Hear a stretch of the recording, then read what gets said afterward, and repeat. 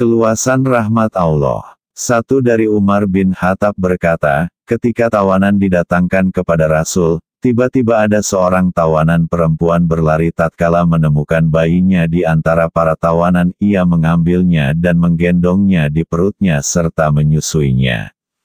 Lalu Rasul bersabda, apakah kalian menyangka perempuan ini akan melemparkan anaknya ke bara api? Kami menjawab, demi Allah, tidak. Dia tidak akan melakukannya. Nabi bersabda, sungguh Allah lebih memiliki rasa kasih sayang kepada hambanya melebihi kasih sayang wanita ini pada anaknya. Riyadus Shalihin hadits nomor 418. 2. Nabi bersabda, sesungguhnya Allah mempunyai 100 rahmat, sifat kasih sayang, dan Allah menurunkan 1 rahmat saja untuk jin, manusia, burung, dan hewan. Dengan 1 rahmat tersebut, mereka semua saling menyayangi dan mengasihi. Dan Allah mengakhirkan 99 rahmat-Nya kelak di hari kiamat yang dengannya memberi kasih sayang pada hamba-hambanya. Al-Liyah, Juz 4 halaman 462. 3 ulama berkata, tatkala ajal sudah mendekati Nabi, beliau pun menangis sehingga Jibril datang dan bertanya tentang tangisan beliau. Nabi menjawab, aku mengkhawatirkan umatku pasca kepergianku. Jibril pun naik ke langit kemudian kembali lagi seraya berkata, sesungguhnya Tuhanmu berfirman bahwa kasih sayangnya kepada umatmu melebihi kasih sayangmu kepada mereka. Kalamul Habib Alawi bin Syihab, Juz 1 halaman 388. 4. Disebutkan dalam hadits bahwasanya seorang Arabi orang yang tinggal di daerah pedesaan, bertanya, wahai Rasulullah, siapakah yang mengurusi perhitungan amal makhluk? Petik 2. Rasul menjawab, Allah. Si Arabi bertanya lagi, apakah dia Allah sendiri yang mengurusinya? Rasulullah menjawab, ya. Arabi pun tersenyum. Lalu Rasulullah bertanya, apa yang membuat kamu tertawa wahai Arabi?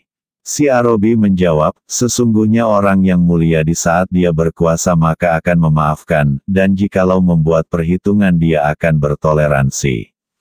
Lalu Rasulullah bersabda, benar kata Arabi, sungguh tidak ada yang mulia melebihi Allah, dialah zat yang paling mulia, kurang dari Ar-Raud Al-Faik, 309 lebih besar dari 5. Dikisahkan dari Muhammad bin Al-Munkadir bahwasanya dia telah berhaji sebanyak 33 kali. Tatkala beliau menunaikan hajinya yang terakhir dan berada di Padang Arafah, beliau berdoa, ya Allah, sesungguhnya Engkau Maha Tahu bahwasanya aku telah wukuf haji di tempat ini sebanyak 33 kali, wukuf pertama sebagai kewajibanku, wukufku yang kedua untuk ayahku, yang ketiga untuk ibuku, aku jadikan Engkau sebagai saksi wahai Tuhanku, bahwasanya aku menghadiahkan yang 30 untuk orang yang telah wukuf di tempat ini, tetapi wukuf mereka tidak diterima.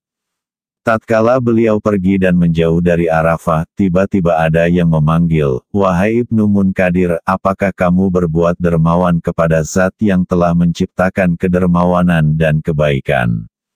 Demi kemuliaan dan keagunganku, sungguh aku Allah, telah mengampuni orang yang wukuf di Arafah 1000 tahun sebelum aku ciptakan Arafah, kurang dari Al-Jawahir Al-Luluyah, 56 lebih besar dari 6. Diriwayatkan dari Ibnu Abbas beliau berkata, Rasulullah mengutus utusan kepada Wahsy untuk mengajaknya memeluk agama Islam. Lalu Wahsy pun mengirim utusan untuk bertanya, wahai Muhammad, bagaimana bisa engkau mengajakku untuk memeluk agama Islam, sedangkan engkau berpendapat bahwa orang yang membunuh atau yang menyekutukan Tuhannya atau orang yang berzina akan dilipat gandakan siksaannya di hari kiamat dan kekal selamanya terhina dalam neraka. Sedangkan aku sudah pernah melakukan itu semuanya, apakah ada keringanan buatku? Lalu Allah menurunkan ayat. Kecuali orang-orang yang bertaubat, beriman dan mengerjakan amal saleh Qs. Al-Furqan, 70. Maka Rasulullah mengutus utusan ke Wahsy dan teman-temannya dengan membawa ayat itu. Wahsy pun berkata, ini adalah syarat yang berat, barangkali aku tidak mampu mengerjakannya, apakah ada yang lain? Lalu Allah menurunkan ayat. Sesungguhnya Allah tidak akan mengampuni dosa syirik, dan Dia mengampuni segala dosa yang selain dari syirik bagi siapa yang dikehendakinya. Quran, Surat An-Nisa 48. Rasulullah pun mengutus utusan dengan membawa ayat itu kepada Wahsy. Lalu Wahsy berkata, aku masih melihat diriku dalam keadaan yang tidak jelas, aku tidak tahu, apakah aku dikehendaki Allah untuk diampuni atau tidak, apakah ada ayat yang lain. Kemudian Allah menurunkan ayat. Katakanlah, hai hamba-hambaku yang melampaui batas terhadap diri mereka sendiri, janganlah kamu berputus asa dari rahmat Allah. Sesungguhnya Allah mengampuni dosa-dosa semuanya. Qs. Az-Zumar, 53. Lalu Rasulullah mengutus utusan untuk menyampaikan ayat ini ke Wahsy beserta teman-temannya. Wahsy berkata, ya ini dia. Wahsy beserta teman-teman mendatangi Rasulullah lalu mereka pun masuk Islam. Lalu kaum muslimin bertanya kepada Rasulullah, wahai Rasulullah, apakah ayat ini khusus untuk dia apa umum untuk seluruh muslimin? Rasulullah menjawab, ini umum untuk seluruh kaum muslimin. Ar-Raud Al-Faik, 306 lebih besar dari 7 telah dikisahkan bahwa sebagian orang ahli ibadah dari Bani Israel beribadah di sebuah pulau yang tak seorang pun tahu. Allah telah menumbuhkan sebuah pohon delima untuk dimakan olehnya dan Allah ciptakan pula sumber air yang membuat hilang rasa hausnya.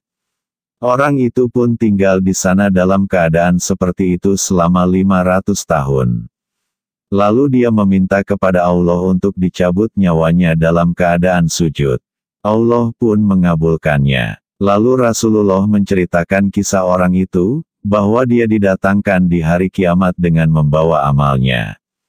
Lalu Allah berfirman kepadanya, bawalah ia ke surga sebab rahmatku. Ia lalu menjawab, wahai Tuhanku, bukan sebab rahmatmu, tapi sebab amal ibadahku. Allah berfirman, hitunglah amalnya untuk mensyukuri kenikmatan indera mata. Lalu dihitunglah amalnya hingga tidak mencukupi untuk membayar kenikmatan indera mata tersebut. Maka ia pun memohon, wahai Tuhanku, masukkanlah aku ke surga sebab rahmat-Mu. Allah pun berfirman, bawalah ia ke surga sebab rahmatku. Kurang dari Al-Jawahir Al-Luluyah, 210 lebih besar dari 8 manusia seharusnya tidak bergantung hanya pada amalnya saja dan juga tidak bergantung hanya pada rahmat Allah semata, akan tetapi hendaklah dia bergantung pada amalnya serta rahmat Allah. Kurang dari atau yang semakna dengan pembahasan ini lebih besar dari 9. Tidak seharusnya manusia itu berputus asa dari rahmat Allah dan asa dari apa yang telah diberikan Allah kepada orang-orang terdahulu. Berapa banyak orang di zaman akhir mendapatkan seperti apa yang didapatkan oleh orang terdahulu karena zat yang memberi itu maha kekal. Bahkan orang yang hidup di zaman akhir telah diberikan oleh Allah kelebihan seperti kemampuan mereka dalam membuat pesawat-pesawat terbang dan lainnya yang kemampuan itu tidak dimiliki oleh orang-orang terdahulu. Maka begitu juga dalam mendapatkan rahasia-rahasia dari Allah atau ang semakna dengan pembahasan ini lebih besar dari keseimbangan rasa takut dan harapan bagi orang mukmin. 1. Biasanya Allah menyebutkan janji yang baik dibarengi dengan ancaman yang buruk, hal itu supaya orang mukmin selalu mengharap dan selalu takut. Atau yang semakna dengan pembahasan ini. 2. Para kaum arifin berkata, bagi orang yang selalu melaksanakan aturan agama itu lebih baik baginya untuk menyetarakan antara sifat khauf, takut, dan roja, mengharap, sehingga kesetaraan kedua sifat itu bagaikan dua sayap burung. Adapun bagi orang yang belum sepenuhnya melaksanakan aturan agama, yaitu orang yang menganggap enteng perintah dan larangan Allah, dan dia berani merusak batasan-batasan agama serta berani berbuat maksiat, maka yang lebih sesuai buatnya adalah melebihkan rasa khaufnya ketimbang rojanya sampai dia menjadi orang yang mustaqim, yang selalu melaksanakan aturan dalam agamanya, kecuali bagi orang yang sudah dekat ajalnya akan menghadap Allah dan kembali ke akhirat, maka sifat roja lah yang seharusnya menguasai hatinya supaya dia meninggal dalam keadaan berprasangka baik kepada Allah. 3. Dalam hadits disebutkan, tidaklah meninggal salah seorang di antara kalian kecuali dia dalam keadaan berprasangka baik kepada Allah. Kurang dari Hidayatut Talibin, 147 lebih besar dari keterangan Senadadi. Kurang dari Kalamul Habib Idris Al-Habsyi, 182-183 lebih besar dari anjuran untuk beribadah. 1. Dikatakan kepada Abu Ali Ar-Rusbari, sesungguhnya beberapa golongan telah meninggalkan kewajiban-kewajiban, mereka menyangka bahwa mereka telah sampai pada kedudukan yang tinggi. Beliau pun menjawab, ya, mereka telah sampai, tetapi sampai ke neraka Sakor. Imam Ghazali berkata, sesungguhnya membunuh satu orang yang berkata dengan perkataan ini atau semisalnya itu lebih bermanfaat bagi agama Islam daripada membunuh 1000 orang kafir. Kurang dari Al-Manhaj As-Sawi, 455 lebih besar dari. 2. Kewajiban merupakan kedudukan yang mulia, dan kewajiban itu tidaklah digugurkan untuk Rasulullah, padahal beliau adalah makhluk yang paling mulia, bahkan beliau melaksanakan ibadah sampai kedua kakinya bengkak. Atau yang semakna dengan pembahasan ini. 3. Abu Sulaiman berkata, jikalau mereka telah sampai pada kedudukan yang tinggi di sisi Allah, maka mereka tidak akan kembali, maksudnya, tidak kembali ke dalam keadaan malas dan tidak kembali bersantai-santai dengan sesuatu yang dibolehkan. Al-Manhaj As-Sawi, 432 lebih besar dari keterangan senada dikurang dari Al-Imla, 5/14 lebih besar dari 4. Al-Habib Umar bin Segaf berkata, tidak akan ada hujan kecuali melalui perantara awan mendung, tidak akan mendapatkan ilmu kecuali melalui perantara kitab, dan tidak akan mencapai derajat kewalian kecuali dengan ibadah. Kurang dari Kalamul Habib, Alawi bin Syihab, 2/33 lebih besar dari 5. Barang siapa yang menginginkan rahmat dari Allah tetapi tidak beramal dengan kebaikan, maka dia bagaikan seseorang yang menginginkan buah dari ladangnya tetapi tidak mau menanam bibit di dalamnya. Kurang dari Hikayatus Sufiyah, 263 lebih besar dari 6. Jika seseorang menanam biji gandum, maka tidaklah memanen kecuali gandum. Begitu juga manusia akan dibalas sesuai dengan perbuatannya. Jika dia beramal baik, maka balasannya pun adalah kebaikan, dan jika amalnya adalah kejelekan maka balasannya pun adalah kejelekan. Atau yang semakna dengan pembahasan ini. 7. Diceritakan bahwasanya Musa berkata, wahai Tuhanku, engkau telah ciptakan makhluk dan memelihara mereka dengan nikmat-Mu, kemudian engkau masukkan mereka ke neraka di hari kiamat kelak. Petik 2. Lalu Allah berfirman, wahai Musa, tanamlah sebuah tanaman. Musa pun menanam tanaman, lalu memanen dan menebahnya. Lalu Allah menurunkan wahyunya kepada Musa, apa yang kamu lakukan pada tanamanmu?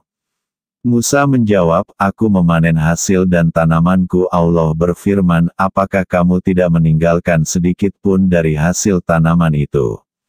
Musa menjawab, aku tinggalkan sesuatu yang tidak baik darinya.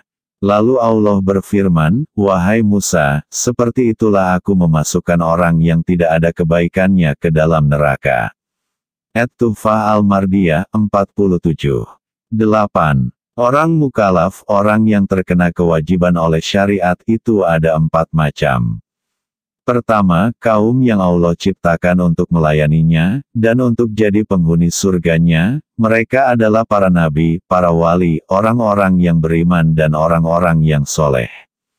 Kedua, kaum yang Allah ciptakan untuk jadi penghuni surganya tanpa melayaninya, mereka adalah orang-orang yang hidup dalam kekufuran dan diakhiri dengan keimanan kepada Allah. Mereka gunakan masa hidupnya untuk berbuat kesalahan, mereka asyik dengan kemaksiatan, kemudian Allah mengampuni mereka di akhir hidupnya, mereka pun meninggal dalam keadaan bertaubat dan kebaikan seperti keadaan para tukang sihir Firaun.